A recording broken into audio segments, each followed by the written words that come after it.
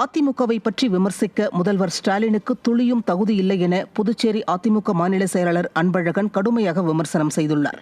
புதுச்சேரி அதிமுக தலைமை அலுவலகத்தில் மாநில செயலாளர் அன்பழகன் தலைமையில் நடைபெற்ற ஆலோசனைக் கூட்டத்தில் அதிமுக பொதுச் செயலாளர் எடப்பாடி கே பழனிசாமி தலைமையில் அமையும் மெகா கூட்டணி வெற்றி பெற கழக நிர்வாகிகள் அயராது பாடுபடுவோம் உள்ளிட்ட பல்வேறு தீர்மானங்கள் நிறைவேற்றப்பட்டன. பின்னர் செய்தியாளர்களிடம் பேசிய அன்பழகன், கொள்கை முரண்பாடுள்ள கட்சிகளுடன் கூட்டணி அமைத்து மக்களை ஏமாற்றி வரும் திமுக தலைவர் ஸ்டாலினுக்கு அதிமுகவை பற்றி பேச எந்த தகுதியும் இல்லை என்று காட்டமாக தெரிவித்தார்.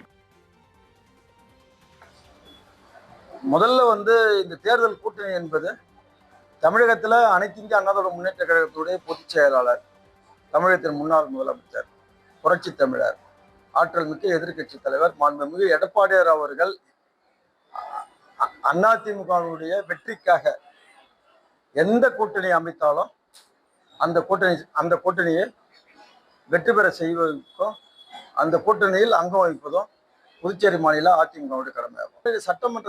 சட்டமன்றம் என்பது ஒரு மாண்புமிக்க ஒரு சபை.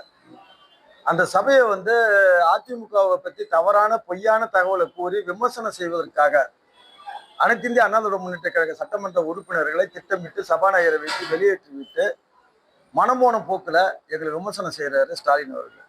அதிமுகவை பற்றி விமர்சனம் செய்யக்கூடிய எந்த ஒரு தகுதியும் திமுகவுடைய முதலமைச்சர் இருக்கக்கூடிய ஸ்டாலினுக்கு இல்லை.